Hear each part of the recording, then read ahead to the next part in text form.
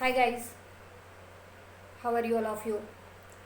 So somebody is complained to me that my phone voice is coming in recording, so I put it down. So let's start today's session. Today introduction class last. Next lecture we start illustrations.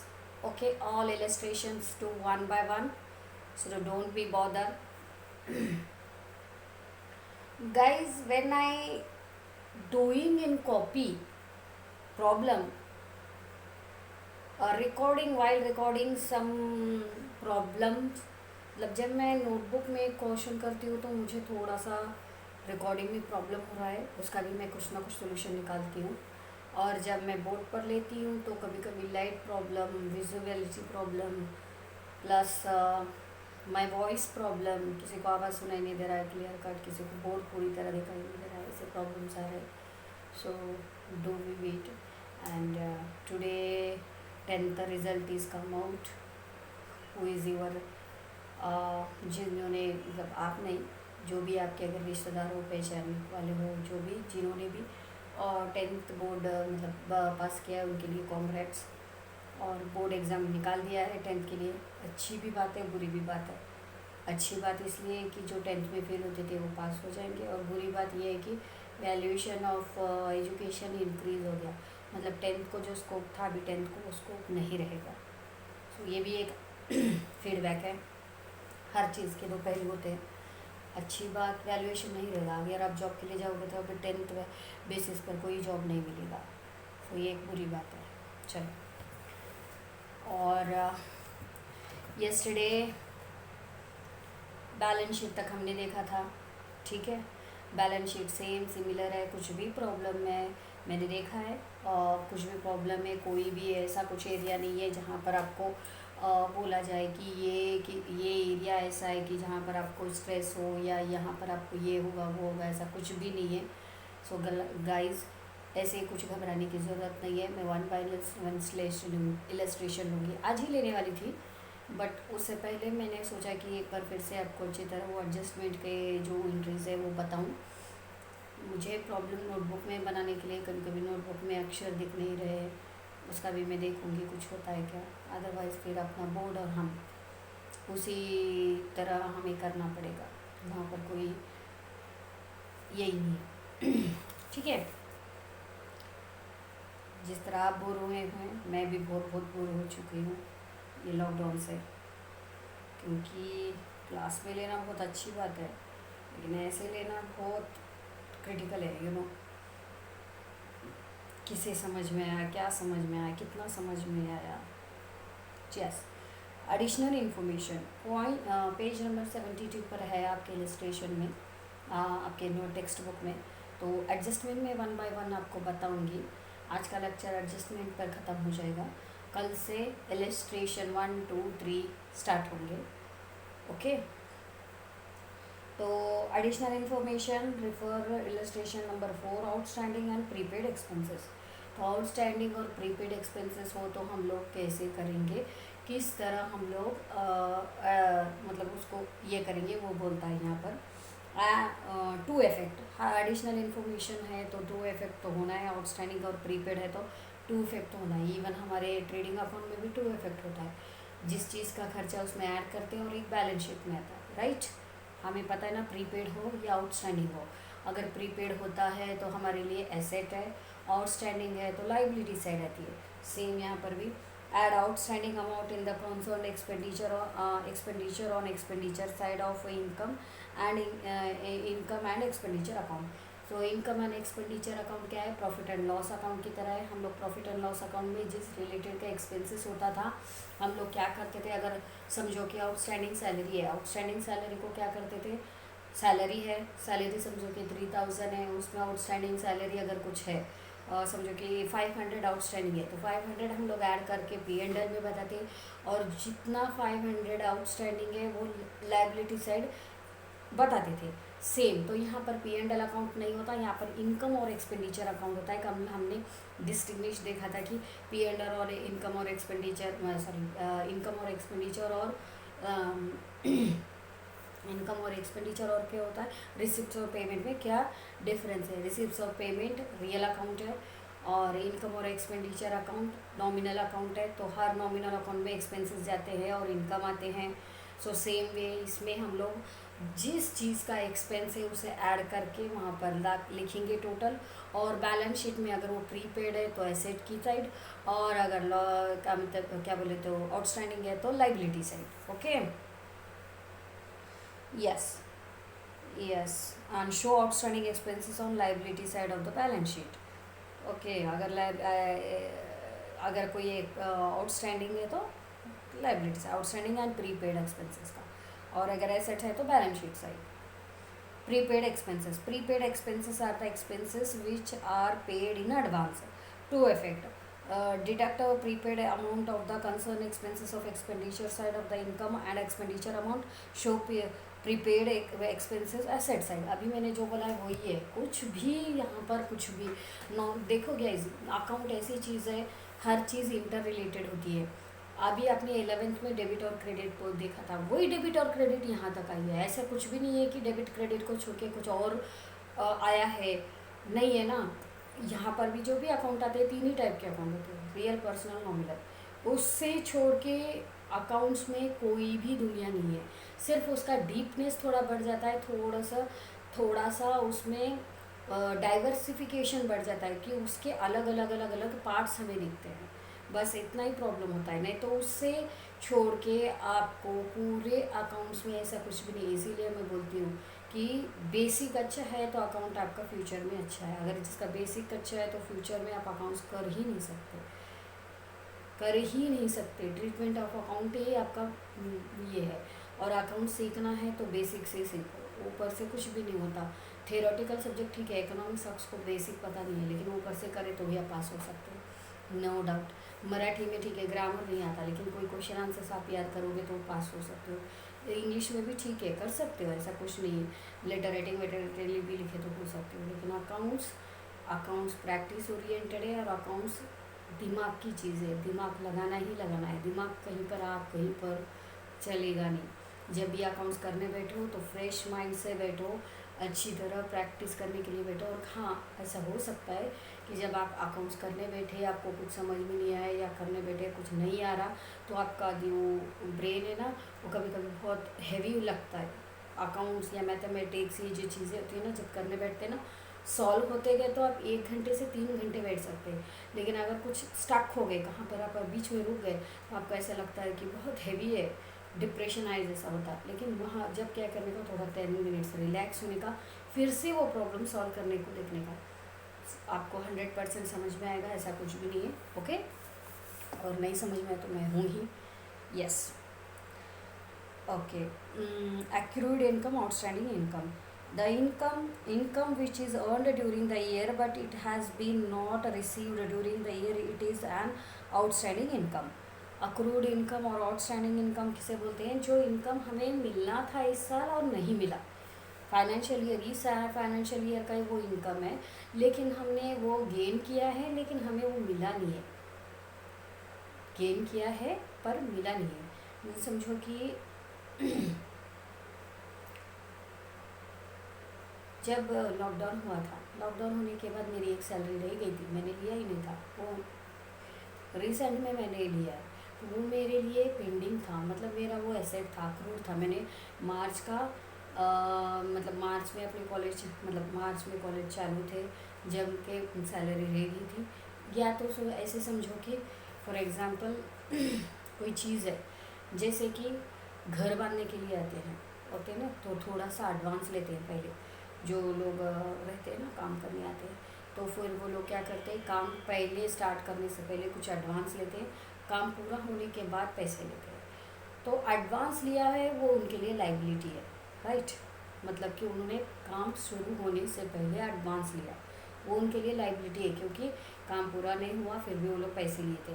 उसके बाद काम हो चुका है, अब उनको उनके पूरे पैसे मिलने हैं, पूरे पैसे मिलने हैं। लेकिन पूरे पैसे कैसे मिलते हैं? एडवांस माइनस होते और जो बचता है उतना मिलते हैं। लेकिन वो उनके लिए एसेट है, क्योंकि उन्होंने उनका टास्क कंप्लीट किया है, उनका वर्क कंप्लीट किया है। जो बचा है दैट इज़ उनका एसेट है, मतलब वो उनका अक्रूड इनकम है, जो काम किया है लेकिन पैसे आए नहीं है, राइट। सो इस तरह जो इनकम उनका होता है इस साल का, वो इनकम जो अभी उन्होंने वो पैसा वो फ़ायदा नहीं लिया, that is called accrued income. तो उसके बारे में क्या बोलता है, to effect outstanding income is added in the concerned income and income side of the income and expenditure account. Outstanding income is shown on the asset side of the balance sheet. एक याद रखो, ये prepaid और expenses जो भी है, ये चीज़ income और एक्सपेंडिचर में ही बोलता है। मैंने कल भी आपको बोला था, आज भी मैं आपको बोलूँगी गाइस, प्लीज़ आपके ईयर वाइज सब कुछ ओपन करके सुनो। ऐसे नहीं है कि हम कहीं दुनिया कहीं सुन रहे हैं, मैं तो आपको यूट्यूब में वीडियो दे रही हूँ। आपको सबसे अच्छी बेनिफिट ऐसी है कि जब जी चाहे आप खोल सकते हो, फिर से देख सकते हो। हर क्लास आपके लिए ऐसी नहीं है, एक बार क्लास ख़त्म फिर आप देख नहीं सकते, लेकिन मेरी क्लास आप 100 टाइम्स रिपीटेड देख सकते हो। 100 टाइम्स कहीं आपको कन्फ्यूज़न है फिर से सुन सकते हो। 100 टाइप आप पूछ सकते हो। मैं गूगल मीट पर हर बार 8 डेज़ में एक बार, मतलब वीक्स में 1 और 2 डेज़ में आपको गूगल मीट क्लास किस लिए लेती हूँ, मुझे उसमें कोई फ़ायदा नहीं होता, क्योंकि ना मेरा पोर्शन ख़त्म होता है वहाँ पर, मतलब मेरा पोर्शन फिर से मेरे को करना पड़ता है। एक दिन आपको गूगल मीट पर अगर मैं गूगल मीट में क्लास लेती हूँ तो मेरे को डबल वर्क गिरता है। क्यों गिरता है, क्योंकि गूगल मीट में क्लास लेने से मेरा पोर्शन इतना भी ख़त्म नहीं होता, क्योंकि कभी भी मैं टॉपिक गूगल मीट में आपको शेयर नहीं करती, आपको पता है। मैं जब सिर्फ आपके क्वेरीज़ के लिए ही क्लास लेती हूँ, ओके। मैं वीडियो में ही अपने जो भी आर्गूमेंट है, जो भी रिलेटेड चैप्टर है, वो सारे वीडियो में ही शेयर करती हूँ, क्योंकि स्टूडेंट को मैं क्लियर कट, मेरी आवाज़, मेरा समझाना वो क्लियर कट उन तक जाए और मेरा वीडियो अच्छी तरह समझ में आए। मैं इतना स्ट्रेस लेती हूँ।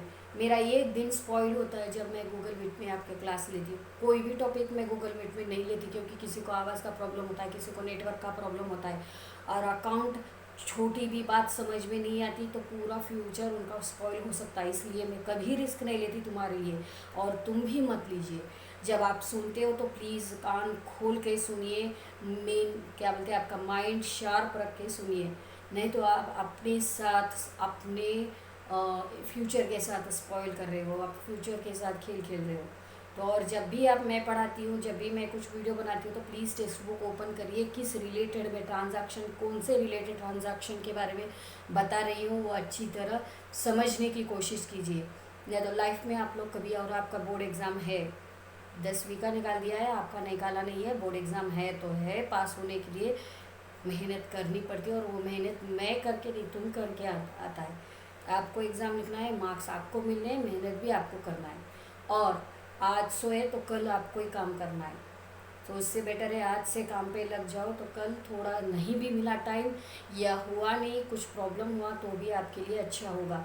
सो please please please please once again I am telling, जो बच्चे नहीं कर रहे हैं प्लीज़ करिए, और फ्यूचर बहुत, यस। सो कहाँ पर थे हम लोग,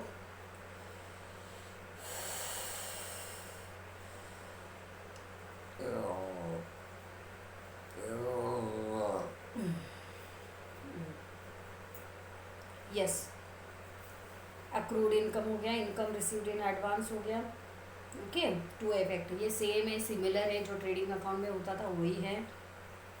subscription received in advance and outstanding subscription. Subscription is a revenue income of net for profit concern. Subscription may be given periodically. All members have to pay subscription regularly. It is a credit to income and expenditure account.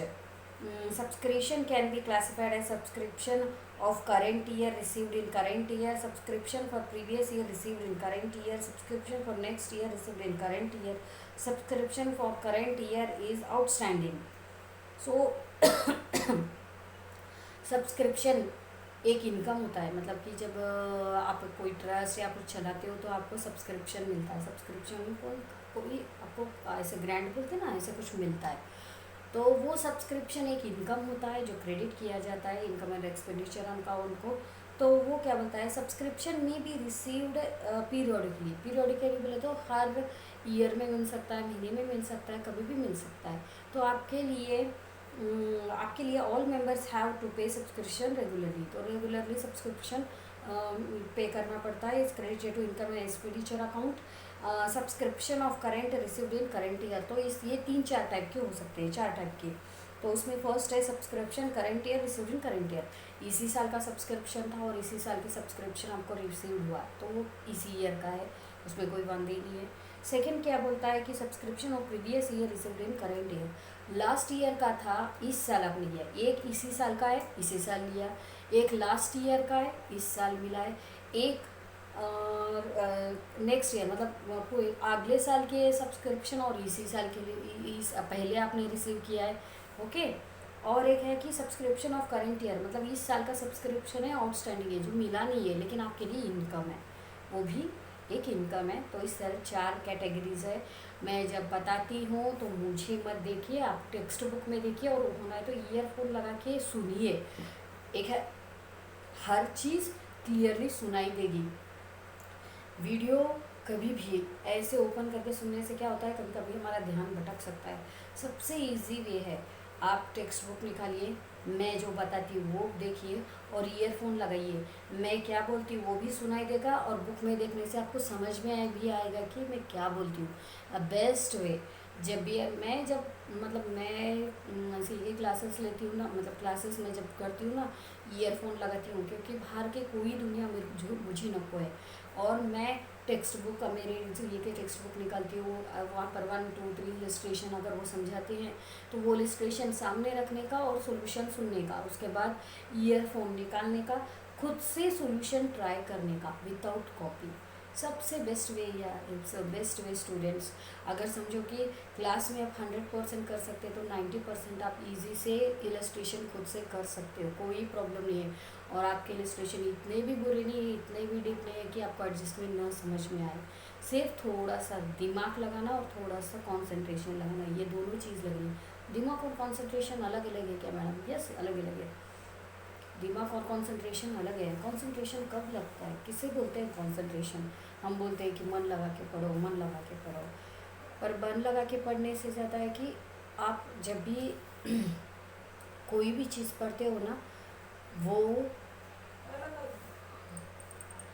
आप जब भी पढ़ते हो ना, आप पढ़ते जब totally fully concentration से करना। कंसंट्रेशन 2 चीज़ों से बनती है, कंसंट्रेशन 2 चीज़ों से बनती है, एक है मन और बुद्धि, 2 चीज़ें लगती है। जब कंसंट्रेशन किसे कहते हैं, हर बोलते कि कंसंट्रेशन करो कंसंट्रेशन करो, पर वे ऑफ कंसंट्रेशन कोई नहीं बोलता। मैं आपको आज बताऊंगी कि कंसंट्रेशन किस तरह लगाया जाता है। इंसान के ना ये जो होता है ना बुद्धि, उसमें 2 चीज़ें होती है, एक मन और एक बुद्धि। बुद्धि राइट और रॉन्ग बताता है, कौन सा राइट है कौन सा रॉन्ग है, डिसीजन मेकर बुद्धि का काम है, ओके। और मन जो होता है ना, वो मन विजुअलाइजेशन करता है, विजुअलाइजेशन। मन बुद्ध विजुअलाइजेशन करता है और बुद्धि करेक्ट और रॉन्ग एथिक्स का काम करता है। सो कंसंट्रेशन कब कहा जाता है, ये दोनों साथ हो तो ही कंसंट्रेशन बोला जाता है। देखो आप बुद्धि से तो बैठे हो, बुद्धि से तो कर रहे हो, समझ में आ रहा है, लेकिन बाद में अगर पूछा जाए तो कुछ भी याद नहीं रहता, क्योंकि आपका मन वहाँ पर नहीं था। मन का काम है विजुअलाइजेशन। फॉर एग्जांपल अगर मैं कोई चीज़ बोलती हूँ, जैसे कि सैराट मूवी है, अगर मैं अभी आपको पूछूँ, कोई नहीं आपकी बात नहीं किसी को भी, जब अगर कोई एग्जांपल आपको एक सैराट मूवी का एक सिचुएशन सांगो कि कोई भी एक सिचुएशन या ये कोई गाने से पहले कौन सा क्या क्या होता है, कब गाना लगता है, तो आपकी बुद्धि आपका मन एक विजुअलाइज करता है, वो पिक्चर का एक सीन विजुअलाइज करता है। जैसे कि झिंग झिंग झिंगाट गाना है, उससे पहले कौन सा सीन आएगा, अगर मैं पूछूँ, आप 2 सेकेंड में विजुअलाइज करेंगे, मन में विजुअलाइज करेंगे। पहले वो बाइक का सीन आएगा, फिर उसके बाद झिंग झिंग झिंग म्यूज़िक स्टार्ट होगा, फिर वो हीरो 3 उसके 2 फ्रेंड्स के साथ पार्टी में जाएगा, वो पूरा विजुअलाइजेशन आपका मन करता है। और बुद्धि बोलता है उसके बाद आता है, मतलब बुद्धि डायरेक्शन देता है और विजुअलाइजेशन काम मन करता है। तो दोनों चीज़ें जब लगती है ना तब बोलते हैं कि हम कॉन्सनट्रेटेड है। जब कोई क्वेश्चन है एग्ज़ाम में आता है, आपने पढ़ा हुआ होता है, तो आपका एक मन आपको विजुअलाइज करके बोलता है कि ये मैडम ने बोला था या ये हम करते जब कुछ हुआ था। आपका मन उस चीज़ के बारे में विजुअलाइज करता है। ठीक है, तो दोनों चीज़ें लगती है, विजुअलाइजेशन और बुद्धि। बुद्धि का काम है भटकने से रोकना, विजुअलाइजेशन करना मन का काम है। ये दोनों चलती है तो आप कंसंट्रेशन भी कर सकते हो। ओके गाइस, यस,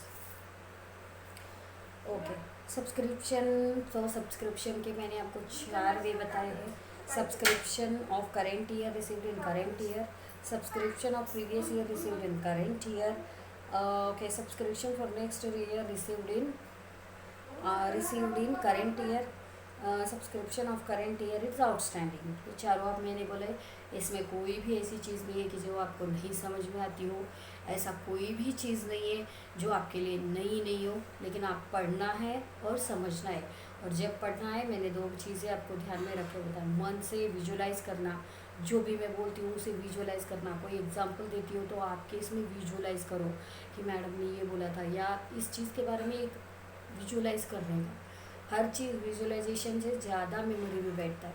आपको पता है, आप जब माउंट सेरेनस नर्सरी या आप जब छोटे थे, फर्स्ट जाते थे, तो आपको ABCD कैसे होते थे? ए फॉर, अभी छोटे छोटे बच्चों को आप देखते हो, एक चार्ट होता है, उसमें ABCD के लिए एप्पल का एक फिगर होता है, एप्पल का इमेज होता है, B फॉर बॉल होता है, C फॉर कैट होता है। मुझे बोलिए, ABCD ऐसे ही सीख सकते ना, उस इमेज की क्या ज़रूरत है?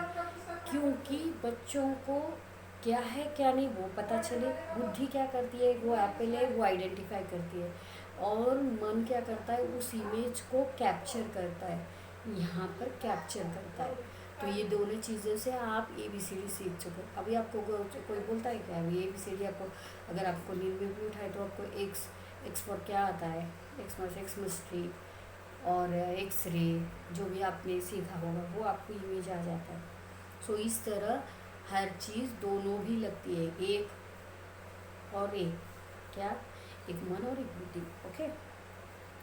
Depreciation, debit side of the income and expenditure side, same, इसमें कुछ भी नहीं है, सिर्फ अकाउंट का नाम इनकम एंड एक्सपेंडिचर है।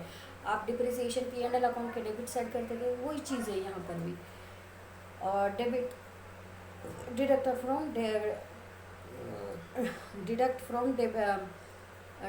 From concerned asset from balance sheet, और बैलेंस शीट में से उस एसेट में से आप लेस करते हो, same.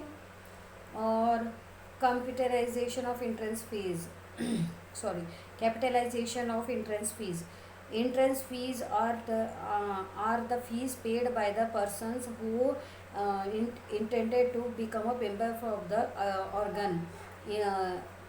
organization concerned. Generally, entrance fees are treated as a capital receipt income, but sometimes part of it can be treated as a revenue receipt.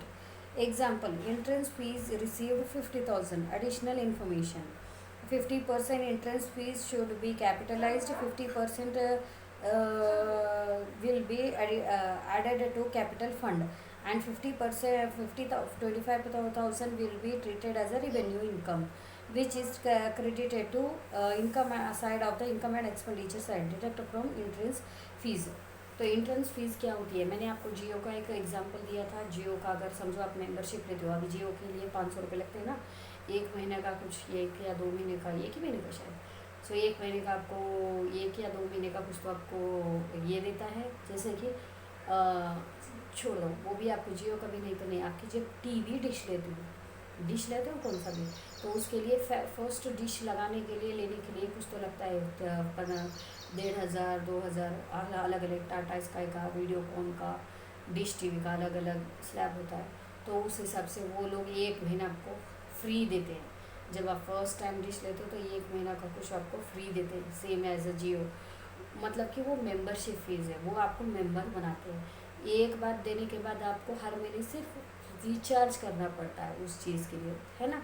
जैसे आप मोबाइल में रिचार्ज करते हैं, वैसे डिश TV का रिचार्ज करना पड़ता है। तो पहला चीज़ जो भरते हैं वो मेंबरशिप फीस है। तो ये बोलता है कि membership fees directly capital fund में जाता है, अगर कुछ नहीं मेंशन किया तो। लेकिन समटाइम्स वो लोग क्या करते हैं, हाफ मेंबरशिप में जाता है, हाफ क्या बोलते हैं रिवेन्यू में जाता है। अगर रिवेन्यू में जाता है तो इनकम और एक्सपेंडिचर में जाना, ओके। और रिवेन्यू में अगर जाता है कुछ एक्सपेंडिचर तो 50%, जितना भी वो बोलता है मेंशन करता है आपको एक मतलब क्वेश्चन में, अगर वो 50% अगर दिया है तो 50% कैपिटल में जाएगा और 50% रिवेन्यू में जाएगा। अगर उसने बोला है कि रिवेन्यू फंड है तो आप एक इनकम और एक्सपेंडिचर में ही जाने का, लेकिन वो पूरा बोला कि कैपिटल फंड है तो फिर एसेट है वो अपने लिए, okay. Yes, calculation of special fund out of donation, sorry, creation of special fund out of donations. So donations means gift given by the either members or outsider of the organization, type of donation, general donation, specific donation।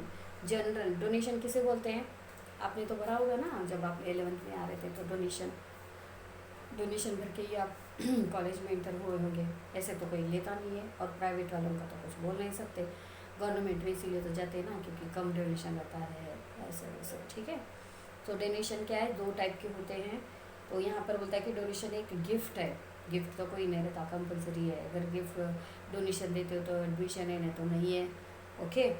Treated as a revenue income and okay एक minute, gift by the either members of the outsider और the organization, type of the donation. तो ये outsider भी दे सकते हैं या member भी दे सकते हैं donation, okay. So general donation किसे बताए, treated as a revenue income and will be shown on income side of the income and expenditure account. Treated as a revenue, general अगर जनरल डोनेशन है तो treated as a revenue income and it will be shown on income side of income and expenditure account. These donation are given without any condition। तो कोई condition में, general donation ऐसा होता है कि कोई कंडीशन नहीं होता, सिर्फ आप डोनेशन देना है, इसमें स्पेसिफिक कोई कंडीशन नहीं होता। ऐसे कंडीशन को रिवेन्यू और एक्सपेंडिचर अकाउंट के रिवेन्यू साइड में हम लोग ट्रीट करते हैं, ओके। क्योंकि ये जनरल डोनेशन है, ये चीज़ अच्छी तरह याद रखिएगा। जब आप लोग प्रॉब्लम सॉल्व करेंगे तो छोटी छोटी चीज़ें आपको लगता है सेम है, लेकिन छोटी छोटी चीज़ें थोड़ा सा याद रखना ही रखना है, ठीक है। लेकिन अगर इससे आप बोल जाएंगे अरे डोनेशन है कुछ तो इम्पोर्टेंट है, ऐसा नहीं, ट्रीटमेंट ऑफ अकाउंट इम्पोर्टेंट है। So general donation, okay. Specific donation are sometimes given for a specific purpose. कोई स्पेसिफिक पर्पस से हो तो उसे स्पेसिफिक डोनेशन कहते हैं। The donor, sorry, specific purpose, the donor donations for building fund, donation for prize fund, donation for sports tournament, etc. such a donation should be shown on the liability side of the balance sheet। अगर general है तो ये revenue side हो जाएगा, कुछ भी specific नहीं है। लेकिन अगर समझो कि स्पेसिफिक डोनेशन है, जैसे कि टूर्नामेंट है या तो स्पोर्ट्स के लिए है, या तो यहाँ पर बताया आपको अलग अलग क्या बोलते हैं बिल्डिंग के लिए है, तो वो लाइबिलिटी साइड जाएगा, क्योंकि उन्होंने जो डोनेशन दिया है, जो भी हो, मेंबर्स हो, आउटसाइडर हो या कोई भी हो, जो डोनेशन आपको दिया है for purpose of that work only. Building के लिए डोनेशन मिला है, दैट मीन्स वो पैसा बिल्डिंग के लिए ही खर्च होना चाहिए। टूर्नामेंट प्राइस के लिए मिला है तो उस टूर्नामेंट प्राइस के लिए ही वो पैसा खर्च होना चाहिए, तो वो आपके लिए एक लाइबिलिटी है, एसेट साइड की लाइबिलिटी साइड जाएगी। जनरल है रिवेन्यू साइड जाएगी, रिवेन्यू एंड एक्सपेंडिचर साइड जाएगी।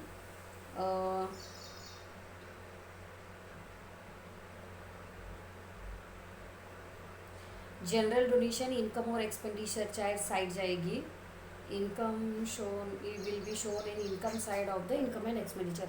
तो जनरल जो डोनेशन होता है वो इनकम साइड जाएगी, वो इनकम है, जनरल है, उसमें कोई स्पेसिफिक नहीं है। लेकिन स्पेसिफिक अगर है तो लाइबिलिटी साइड जाएगी गाइस, याद रखिए। अगर स्पेसिफिक है तो लाइबिलिटी साइड, और अगर जनरल है तो इनकम और एक्सपेंडिचर अकाउंट में इनकम साइड जाएगी, okay. Yes, stock of stationery. Stationery is an expenditure, okay. Stationery is an expenditure, it is a consumable item, it may be calculated as under opening stock of stationery, add purchase of stationery during the year, outstanding stationery bill, closing stock of stationery consumed। तो ये सारे adjustment है, जब आप लोग खुद से करोगे तो आपको समझ में आएगा इसमें कुछ नहीं बोलता है कि स्टेशनरी एक एक्सपेंस है, स्टेशनरी तो एक्सपेंस ही है ना। ओके, तो एक्सपेंस है तो ओपनिंग में आपके पास कितना स्टॉक है। अब ऐसा समझो कि आपके कॉलेज के इसमें स्टेशनरी लगती है ना, आपके लिए चौक लगता है बोर्ड के ऊपर, नोटबुक लगता है, फाइल जैसे कि मेंटेनर है, मतलब जो ये काम करते हैं, जो कौन से लेक्चर ने क्या किया था क्या नहीं, उसके लिए एक रजिस्टर बनाना पड़ता है, लाइब्रेरी बनाना पड़ता है, ये सारे स्टॉक ही तो है, स्टेशनरी ही तो है। और मतलब कि कई बहुत सारी चीज़ें होती हैं, ज़ेरॉक्स मशीन है, ये सारे पेपर्स लगते हैं उसके लिए, वो सारी स्टेशनरी आइटम है। तो वो बोलता है कि ओपनिंग स्टॉक में स्टेशनरी कितनी थी, उसके बाद आपने परचेस कितनी की है, मतलब टोटल मिला के कितना हुआ, उसमें से ऐड आउटस्टैंडिंग स्टेशनरी बिल, और कुछ तो स्टेशनरी आपने मंगवाया है जिसका बिल आपको पे करना है वो, उसके बाद लेस क्लोजिंग स्टॉक, और आपके पास अभी कितना बचा है, कितना आपने यूज़ किया और कितना आपके बचा है, निकालने के बाद जितना मतलब वही होता है उतना आपने यूज़ किया है ना। जो क्लोजिंग स्टॉक निकालने के बाद यूज़ किया हुआ स्टॉक स्टेशनरी आएगा ना, वही है। Stationery consumed is to be debited to income and expenditure account, क्योंकि ये एक एक्सपेंस है तो इनकम और एक्सपेंडिचर में P&L अकाउंट को अकाउंट हम लोग एक्सपेंस रहे सो डेबिट करते हैं, सेम यहाँ पर भी डेबिट करना है ना। Yes, with these options balance opening sheet is a while preparing final accounts of the okay एक मिनट हाँ, stationery shown on the assets of the balance sheet. Okay, closing stock, okay, stationery consumed is debited to income and expenditure account and closing stock of stationery will be shown on the asset side of the balance sheet. ये कोई चीज़ बोलने के लिए, ये stock हमारे लिए asset है, मैंने बोला है हर चीज़ में कुछ ना कुछ एसेट होते हैं, तो आपके कॉलेज के लिए स्टेशनरी एसेट ही है ना, पेपर बचे हैं, नोटबुक बचे हैं, जो आपके मार्क लिखते हैं वो सारे जो पेपर होते हैं वो स्टॉक ही है ना, मतलब कि वो कुछ ना कुछ स्टॉक वैल्यूबल है ना, पैसे खरीद के लिया हुआ है ना। चौक है, समझो कि चौक का आपके पास बॉक्स लगते हैं, तो वो चौक भी एक स्टेशनरी है और वो भी आइटम आपके पास है तो वो वैल्यूबल है ना। ऐसा नहीं है कि आपको पास चौक नहीं है, जाके दुकान में बोले चौक दे दो तो वो पैसे नहीं लेते हुए देता है, लॉकडाउन पीरियड है चलो दे देंगे, ऐसा तो नहीं होता ना। हर चीज़ का वैल्यू है, इसीलिए वो स्टॉक एसेट है, इसीलिए बैलेंस शीट में एसेट साइड बताएंगे।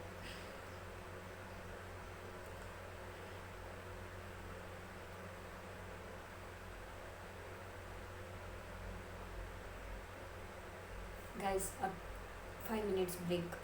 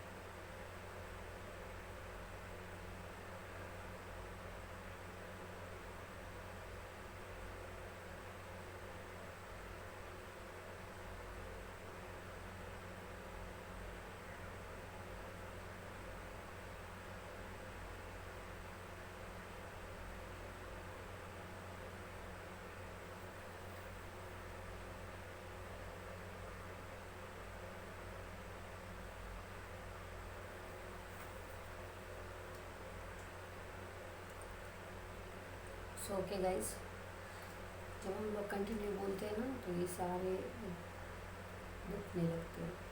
अगर इंसान आगे है जिसे हम लोग सिखा रहे हैं, खुश नहीं रहता, क्योंकि पॉजिटिव एनर्जी सामने से आती है।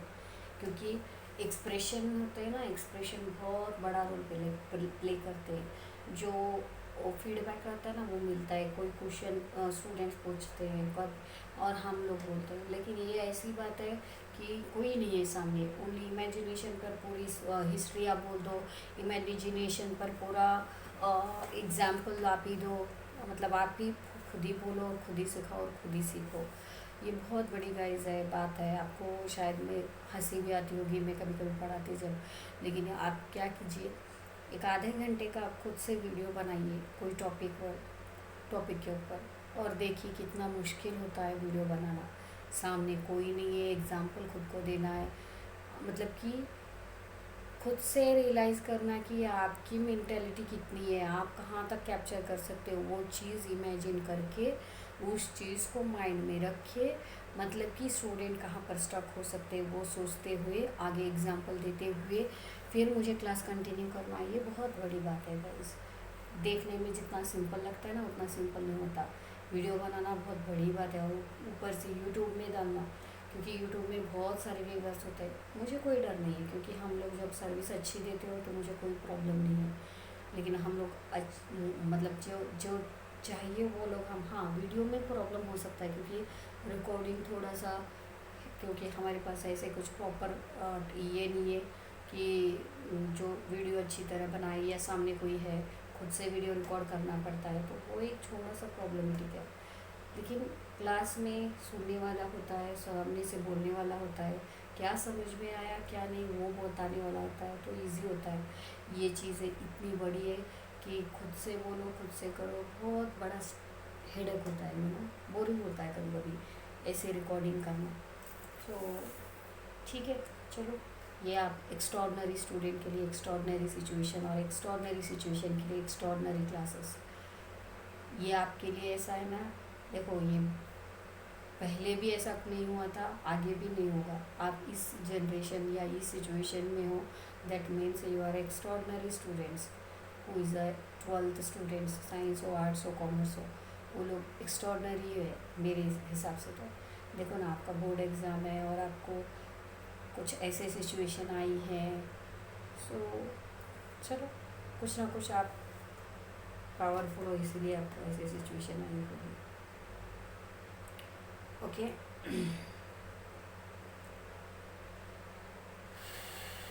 तो स्टेशनरी पर थे हम लोग। Opening balance of asset and liabilities, opening balance sheet. At the beginning of accounting year the accounts of assets and liability show balance. All the beginning of accounting year, accounts of assets and liability showed balance. With these opening balance sheet is prepared. While preparing final accounts of the concern, these balances are properly taken into the account. Capital fund in capital fund should be represent on liability side of the balance sheet. यहाँ पर should be की जगह should he दिया है, ही नहीं है, B है, correct कर लो पेज नंबर 75 में। यस सो ओपनिंग बैलेंसेस लेके हम लोग करते हैं ना, वही चीज़ बताया गाइस। कोई इसमें ट्रिकी नहीं है। जब आप प्रॉब्लम करोगे तो आपको ये सारी चीज़ें क्लियर होंगी। थोड़ा सा मतलब कि नए होने की वजह से थोड़ा सा लगता है स्टिकी है, थोड़ा सा लगता है कुछ समझ में आया कुछ नहीं आया, लेकिन आप जब प्रॉब्लम करोगे तो हर चीज़ आपको ईजी थरो हो जाएगी। Don't mind, don't problem, take this, do it. Practice करोगे तो समझ में आ जाएगा, कुछ भी नहीं है इसमें। Concern in balance sheet proper taken into the account. Okay, तो कुछ नहीं है। बैलेंसेस, ओपनिंग बैलेंसेस जो होते हैं, prepared while preparing final accounts of the concern balance और properly taken into the account. तो बैलेंसेस हम लोग वही लेते हैं ना, बैलेंस शीट में जो भी बैलेंसेस होते हैं वही लेते हैं ना। Okay, capital fund should be represent on liability side of the balance sheet. Capital हम लोग लाइबिलिटी साइड में लेते हो तो कैपिटल फंड भी लाइबिलिटी साइड ही लेना है। Okay, refer to the point 238। तो ये पॉइंट्स मतलब जो समझा है ना वही पॉइंट बता रहा है। Important terms, entrance fees, please refer to the point 7। Subscription fees, okay. Legacy, legacy means gift received under the will on the death of a donor, okay. Legacy means gift received under the will on the death of the donor. This gift may be for general or special purpose. General gift, revenue income which is credited to income side of the income and expenditure account. Special purpose, it gift, it is a capital received, it should be shown on the liability side of the balance sheet. So same है, special है तो liability है, general है तो revenue है। सो लेजेंसी means एक gift है जो डोनर डेथ के बाद देता है। विल ऑन डोनर मतलब कि किसी के मरने के बाद अगर को गिफ्ट मिलता है उसे लेजेंसी बोलते हैं। लेजेंसी मीन्स व्हाट, एक गिफ्ट है जो किसी के मतलब कि समझो कि एक ट्रस्ट है, ट्रस्ट के बाद मतलब कि एक ट्रस्टी है, उसने ट्रस्ट के नाम से, जैसे कि हम मतलब कोई चीज़ है जो मरने के बाद मिलती है उस ऑर्गेनाइजेशन को, किसी के मरने के बाद वो दान मतलब वो गिफ्ट मिलता है, दैट इज़ कॉल्ड लेजेंसी। और लेजेंसी दो टाइप की होती है, जैसे कि हमने स्पेशल और स्पेसिफिक बोला था। डोनेशन सेम ट्रीट है, कुछ भी नहीं है। Okay guys, yes. Life membership fees, it in not for profit concern, some members pay life membership fees, it non recurring income, therefore it is shown on the liabilities of the balance sheet. Non recurring हर बार नहीं देते क्या बोलते हैं life membership. जैसे कि आप डिश टीवी लिए, फर्स्ट टाइम में आपको 1500 2000 का जो भी पैक होता है वो भरना पड़ता है। बाद में आप हर महीने ओनली चार्जेस भरते हैं, जो भी आपका 300 400 500, कौन सा एच डी है तो एच डी का, जैसे जियो का है फर्स्ट मेंबरशिप लगता है फीस, उसके बाद आपको ओनली रिचार्ज है। आप 200 का भरो, 250 का भरो, 500 का भरो, कितने का भरते हो आपके नेट और आपकी फैसिलिटी के हिसाब से। सो लाइफ मेंबरशिप फीस एक ही बार लिया जाता है, ये एक लाइबिलिटी है, तो इसे एसेट साइड बैलेंस शीट के लाइबिलिटी साइड बताते हैं। Sales of old assets, when any asset become obsolete or useless obsolete or useless for the concern it sold out, amount realized on it is a capital receipt. The book value of sale such asset is deducted from the concerned asset. The difference between book value and the realized value is either profit and loss or sale on asset. In these and their profit should be shown on the income side of the income and expenditure as account. If there is a loss, should be shown on the income and expenditure account of the okay. So even हमारे books में भी हम लोग क्या करते थे, जब कोई एसेट बेचते हैं तो आपने डिप्रिसिएशन अकाउंट में देखा है हो, ठीक है। डिप्रिसिएशन में हम लोग क्या करते थे, डिप्रिसिएशन अकाउंट में कोई अगर एसेट हम लोग बेचते, फॉर एग्जांपल सोचो कि आपका एक बिजनेस है और बिजनेस में समझो कि आपका एक कंप्यूटर मतलब आपके कंप्यूटर है, 10-12 कंप्यूटर है, उसमें से एक बहुत पुराना कंप्यूटर है जो चल नहीं रहा, उसको रिपेयर कराने गए तो उसका जो भी पार्ट्स है वो मिल नहीं रहा। अभी पुरानी कंप्यूटर ऐसे हुए ना जो इतने बड़े बड़े हेवी होते थे, उसके पार्ट्स ही नहीं मिलते, वो रिपेयर ही नहीं होता है। बहुत सारे लोगों के कंप्यूटर अभी यूजलेस, मेरे घर में भी एक पड़ा हुआ है वो पुराने मॉडल का कंप्यूटर, उसके पार्ट्स भी नहीं मिलते, वो रिपेयर भी नहीं होता। ओके, सो वैसा ही कंप्यूटर है। तो वो कंप्यूटर मतलब उसकी मरम्मत भी नहीं होती, अगर रिपेयर कराने के तो रिपेयर भी नहीं होता, और बेचने के तो कोई ख़रीदता भी नहीं, ठीक है, बेचने के तो ख़रीदता भी नहीं। फिर भी आपने कैसे कैसे करके समझो कि कुछ किसी का बाड़ी को बेचा, कुछ भी बेचा, लेकिन बेच दिया वो एसेट। अभी आपके लिए काम में नहीं है, बिजनेस में था, आपने वो बेच दिया। समझो कि उसकी बुक वैल्यू जब आपने ख़रीदा था वो एक 25,000 का था जब आपने ख़रीदा था। ओके, आपने एक 10 साल यूज़ किया, 10-20 साल आपने यूज़ किया, 10-15 साल उसका यूज़ किया, अभी उसका नेट रियलाइजेबल वैल्यू समझो कि 10,000 है। 10,000 है, या डिप्रिसिएशन हो जाके समझो कि 8,000 है, लेकिन जब आप बेचेंगे तो उसके 2,000 भी नहीं मिले आपको, सिर्फ 2,000 ही मिले। सोचो तो आपकी के बुक में उसकी वैल्यू थी 10,000 8,000, और आपको मिले सिर्फ 2,000। तो नेट रियलाइजेबल वैल्यू मतलब रियलाइज़ होना, मतलब कि आपको समझ में आया कि आपकी वस्तु कितने की बची, तो आपको सिर्फ 2,000 मिले, जबकि बुक वैल्यू 8,000 की थी। जो डिफरेंस है 8,000 में से 2,000 गए तो कितने 6,000 बचे। तो ये 6,000 आपके लिए लॉस है। तो आप क्या करोगे, वो लॉस बोल के बताओगे P&L अकाउंट में। अगर आप ट्रेडिंग अकाउंट करते तो आप बिजनेस प्रॉफिट कंसर्न ऑर्गेनाइजेशन होता तो आप क्या करते, P&L अकाउंट में लॉस बोल के क्या बोलते 6,000 बताते, और 2,000 आपके प्रॉफिट मतलब आपको आए हैं इसलिए वो 2,000 क्रेडिट करते। सेम वे यहाँ पर भी वही बोलता है, कुछ भी नहीं है, सिर्फ P&L अकाउंट की जगह इनकम एंड एक्सपेंडिचर अकाउंट है। इनकम एंड एक्सपेंडिचर अकाउंट भी समझो कि आपका कोई जो चीज़ गया है तो वो लॉस में गया है, तो लॉस में जितना का गया है वो डेबिट करो, जितने से पैसा मिला है वो क्रेडिट करो। और जो एसेट है वो एसेट को मतलब समझो कि आपके 10 कंप्यूटर थे, उसमें से एक कंप्यूटर गया, तो उसका अमाउंट लेस करने का हो ना, उसका अमाउंट लेस कर देने का। समझो कि 8,000 का था, आपने बुक में बताया था, तो 8,000 से वो लेस करने का। लॉस है, लॉस तो आपने बता दिया है, कोई प्रॉब्लम नहीं है, सिर्फ ऐसे ही ट्रीटमेंट करने का और कुछ नहीं है। Sales of scrap newspapers etc. Scrap of old materials is sold on the market. It is treated as a recurring income. Therefore, it is credited to income side of the income and expenditures account. Sale of old newspapers is miscellaneous income. It credited to income side of the expenditure account.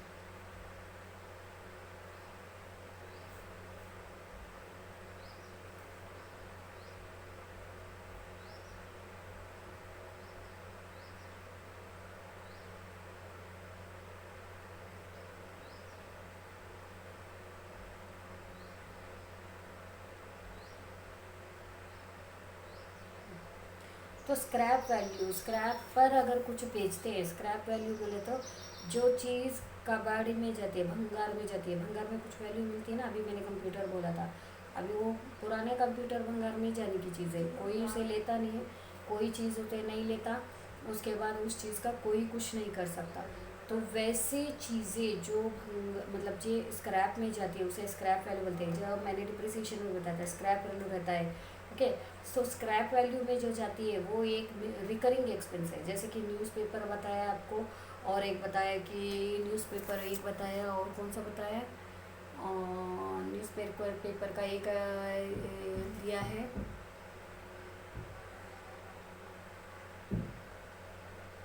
Material ही होता है। कोई material भी होता है जो पूरी तरह ख़राब हो चुका है लेकिन उसको बेच देंगे तो कुछ ना कुछ मिलता है, वैसी चीज़ें। और एक स्क्रैप तो वो दोनों चीज़ें मतलब कि कोई भी चीज़ हो तो हर बार ऐसे मटेरियल होते ही हैं। अगर आप 100 का प्रोडक्ट करते हो तो एक दो स्क्रैप वाले की मटेरियल बनती ही है, कुछ ख़राब बनती है या रह के डैमेज हो जाते हैं, जैसे कपड़ों का है तो कितना सारा प्रोडक्शन होता है, पर कोई चीज़ ऐसी होती है स्क्रैप डिफेक्ट निकलती है तो उसे कम में बेच दिया जाता है। समझो कि 1,000 की साड़ी है वो डिफेक्टिव है, तो वो चीज़ें कभी कभी आप शॉप में भी देखते हैं डिफेक्टिव रहते हैं, तो उस चीज़ के लिए आपको इवन मतलब 10-20% में भी बेच दिए जाते हैं। तो वो रिकरिंग है, रिकरिंग मतलब होती रहती है बिजनेस बनने के बाद, या ऐसी चीज़ें जो होती रहती है वैसी चीज़ें तो स्क्रैप वैल्यू पर बेचते हैं, तो वो एक इनकम है और एक रिकरिंग इनकम है, इसलिए वो चीज़ इनकम और एक्सपेंडिचर अकाउंट में इनकम साइड लिखी जाती है। बस इससे ज़्यादा इसमें कुछ भी नहीं है गाइस। उसके बाद आपको इलस्ट्रेशन फर्स्ट ही है। सो यहाँ पर specific donation, general donation, specific fund, endowment fund. It is a fund created to a specific amount embarked gift or donation in the income of the fund is the income of this fund is specific income. It's shown on the liability side of the balance sheet. Endowment fund बोल के भी होता है, तो ये एक specific amount embarked है gift और डोनेशन की तरह, तो इसे liability side shown on liability side. तो ये एक स्पेसिफिक फंड है इंडोवमेंट, मतलब इंडोवमेंट फंड मतलब इंडोवमेंट के लिए मिलती है, और इंडोवमेंट मतलब तो एक एम्बार्क्ड गिफ्ट ही है ये भी, तो मतलब जिससे भी मिले वो एक स्पेसिफिक चीज़ के लिए मिलती है, वो लाइबिलिटी साइड जाती है। एक याद रखो, जनरल के लिए है तो इनकम है, स्पेसिफिक है तो लाइबिलिटी है, तो उसी चीज़ के लिए वो खर्च होती है, तो उस इसीलिए उसे लाइबिलिटी साइड ही लिखना पड़ेगा। ओके, सो इलस्ट्रेशन फर्स्ट सेकेंड छोटे छोटे से एग्जांपल में मैं बताऊंगी, एक दो आपको होमवर्क दूंगी, एक दो मैं कराऊंगी, इसमें ज़्यादा कुछ भी नहीं है गाइस। आप लोग करोगे तो समझ में आ जाएगा, ऐसा कुछ भी इसमें बहुत बड़ी चीज़ नहीं है। मैं अभी क्लास लूँगी तो आपका टाइम आउट है, 50 मिनट्स का रिकॉर्डिंग हो चुका है, और गड़बड़ में करने से कोई समझ में नहीं आता। अच्छी तरह इलस्ट्रेशन लेके हम लोग अच्छी तरह करेंगे। बस मैं लॉकडाउन कब खुल जाएगा और कब एक बार आपके टेक्स्ट बुक लेके आपको अच्छी तरह पढ़ाऊँ, यही मैं सोच रही हूँ। बहुत वेट कर रही हूँ, इवन आप लोग भी वेट कर रहे होंगे। तो प्लीज़ सेफ़ एट होम, अच्छी तरह घर पे रहिए, अच्छी तरह का प्रैक्टिस कीजिए। Okay guys, so next session में हम लोग प्रैक्टिस करेंगे। एक याद रखिए, थोड़े से वर्ड्स इसमें नए हैं, जैसे कि फंड है, जनरल फंड है, स्पेसिफिक फंड है, डोनेशन है, फ़ीस है, मेंबरशिप, लाइफ मेंबरशिप फ़ीस है। तो ये सारे थोड़े से रियलाइज़ कीजिए, आपको समझ में आएगा। लाइफ मेंबरशिप मीन्स मतलब लाइफ लॉन्ग आप उसके मेंबर है, तो वो एक फ़ंड है, कैपिटल फ़ंड है, उस वो बार बार चीज़ नहीं होती, इसीलिए उस चीज़ को आप लोग कैपिटल में डालेंगे। और जो रिकरिंग होती है, हर बार होने वाली चीज़ें होती है, उसे रिसिप्ट और रिवेन्यू में रिसिप्ट और पेमेंट एक्सपेंडिचर और इनकम और एक्सपेंडिचर में डालेंगे। प्रॉफिट एंड लॉस की तरह उसको ट्रीट करेंगे, क्योंकि वो प्रॉफिट एंड लॉस अकाउंट की तरह ही है, नॉमिनल अकाउंट ही है। रिसिप्ट और पेमेंट इन रियल अकाउंट है। थोड़े से चैप्टर में थोड़े से कीवर्ड है, अगर वो याद रखेंगे तो ये अकाउंट एकदम इजी है, कुछ भी हार्ड नहीं है। ट्रीटमेंट ऑफ अकाउंट सेम है, जैसे कि आप डिप्रिसिएशन में करते थे, जैसे कि आप कोई एसेट बेचे तो करते थे, ठीक है। सिर्फ लॉजिक ये लगाना है कि ये क्या हो सकता है, वो क्या हो सकता है, थोड़ा सा लॉजिक लगा होते हैं तो अकाउंट हो जाएगा, इससे ज़्यादा इसमें कुछ भी नहीं है। और नेक्स्ट सेक्शन में हम लोग इलस्ट्रेशन फर्स्ट और सेकंड करेंगे, इलस्ट्रेशन फर्स्ट और सेकंड करेंगे। और यस, इलस्ट्रेशन फर्स्ट और सेकंड करेंगे। जब भी आप इलस्ट्रेशन फर्स्ट और सेकंड करें, मैं जब कराऊंगी तो उस वीडियो में मैंने आपको अभी भी बोला है, फिर भी बोलूँगी, टेक्स्ट बुक सामने रखिए, इलस्ट्रेशन फर्स्ट और सेकंड करेंगे। ओके, इलस्ट्रेशन फर्स्ट और सेकंड करने के लिए टेक्स्ट बुक सामने रखिए, प्रैक्टिस करेंगे तो ही आपको आएंगे। सो और जो भी मैंने पॉइंट्स आपको बताया, और आपको मैंने अभी भी मैं बता रही हूँ कि परफॉर्मा जो है, रिसिप्ट और पेमेंट, इनकम और एक्सपेंडिचर अकाउंट, बैलेंस शीट, और जो एरो करके दिया था वो मैंने आपको लिखने को बोला था, वो आपको लिखना है, मैं मैसेज भी करूँगी। सो गाइज, वो आपको लिखना ही है। ओके, जो परफॉर्मा है वो आप नोटबुक में अच्छी तरह लिख लीजिए, तभी आपको क्या एंट्री मारनी है, कैसे एंट्री मारनी है, वो समझ में आएगा। Okay guys, okay. अभी मैं इतने पर ही पर करती हूँ, क्योंकि 7-8 मिनट हैं, लेकिन 7-8 मिनट में ना नया चैप्टर स्टार्ट कर सकते हैं, ना पुराना ये कर सकते हैं। Okay guys, yes.